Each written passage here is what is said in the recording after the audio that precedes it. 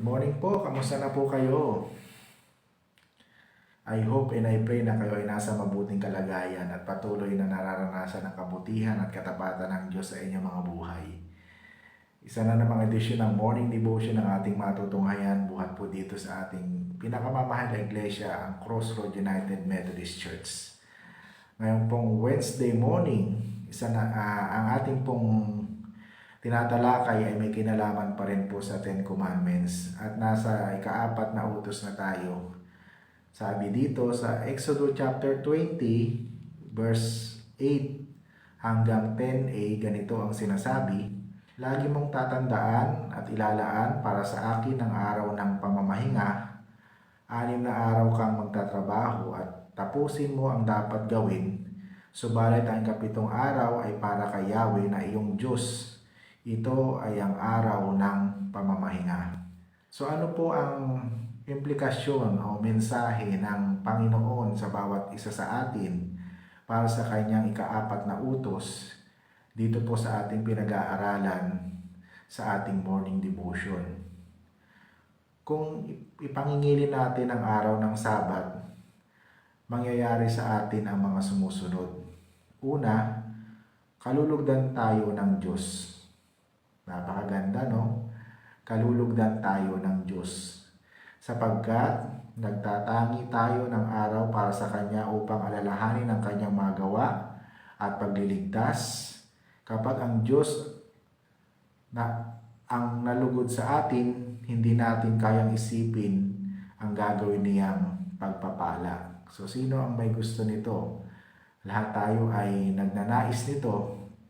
Kaya para mangyari ito sa bawat isa sa atin ay observe natin yung araw ng pamamahinga. Pangalawa, pinapanauli nito ang ating kaluluwa. Ang ibinubunga nito'y kagalakan at kapahingahan. Ito'y nagbubukas sa maaliwalas na muka. Ang mga manggagawa ng Sabat rest ay may maaliwalas na muka.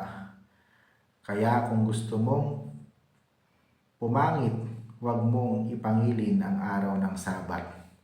So tunay nga naman na kapag ginawa natin to, tayo ay namahinga sa presensya at piling ng ating Panginoon, ay nandoon yung panibagong kalakasan, yung panibagong buhay, para sa kinabukasan ay ready na naman tayong humarap sa mga panibagong challenges.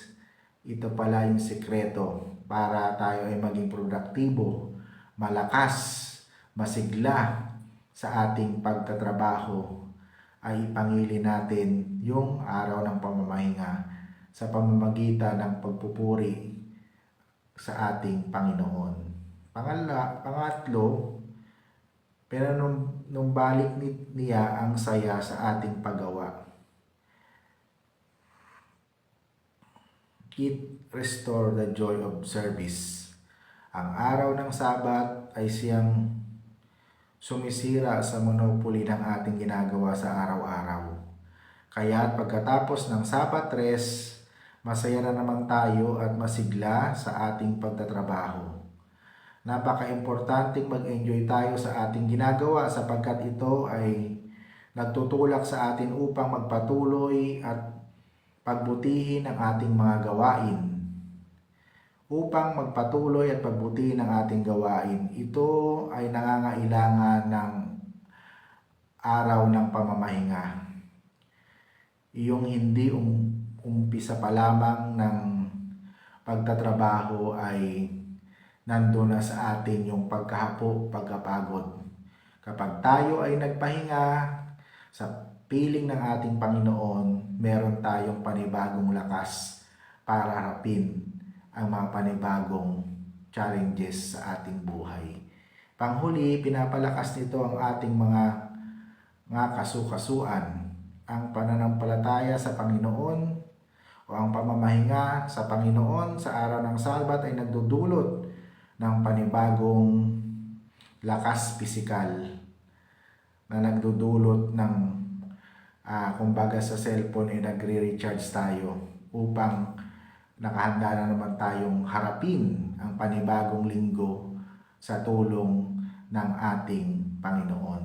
Kaya nga, sa umagang ito, ini-invite tayo ng ating morning devotion na i-observe natin ang araw ng pamamahinga upang hindi lamang tayo nakasunod sa ipinag-uutos sa atin ng Panginoon, kundi tayo nakahandang humarap sa panibagong araw na punong-puno ng sigla na nagbumula sa ating Panginoon.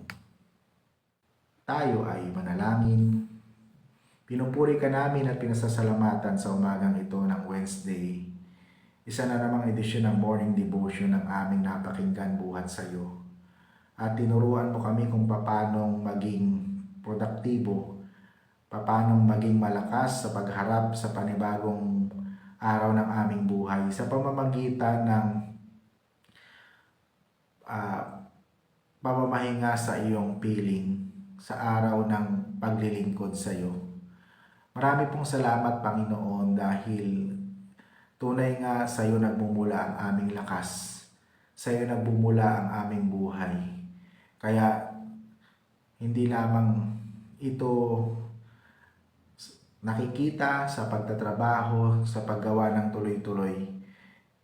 Kinakailangan din naming magpahinga upang manumbalik ang aming lakas, ang aming sigla. Kagaya ng itinuro mo sa amin sa umagang ito. Salamat po sa buhay ng bawat isa na nagjo-join sa aming morning devotion, anuman po ang kanilang pinagpipray. Bigyan niyo po ng katuparan na marahil ang iba sa kanila ay humihingi ng magandang kalusugan in the name of Jesus. Pagalingin niyo po sila sa kanilang mga karamdaman. Maaaring ang iba humihingi ng mga pagpapala, pagpalain niyo po sila. Maaaring ang iba humihingi ng mga kalakasan, ng restoration, ng kagalakan. Bigyan niyo po sila, Panginoon, upang walang maging hadlang sa kanilang patuloy na paglilingkod sa iyo. Pinagpipray ko po sa iyo ang kabuuan ng araw na ito. Huwag niyo po kaming iiwan, huwag niyo po kaming pababayaan at nawa.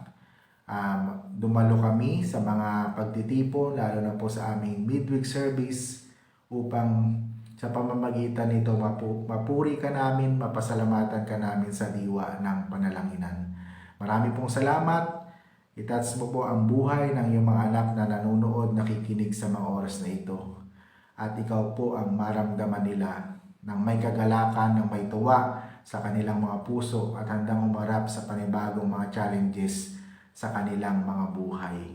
Ito po ang aming prayer thanksgiving sa pangalan ni Jesus na aming Panginoon at dakilang tagapagligtas.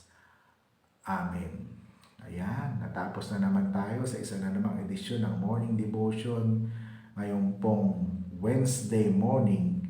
At ako po ay nagpapasalamat sa lahat ng mga sumusuporta, sa lahat ng mga nag-share, nagtatag, sa kanilang pamilya, sa kanilang mga mahal sa buhay, sa kanilang mga kakilala ng ating morning devotion, at nawa sa inyong ginagawa ay nasusunod nyo yung kalooban ng ating Panginoon dahil maraming nakakapanood, nakakapakinig ng ating morning devotion. So maraming pong salamat mula po dito sa Crossroad United Methodist Church.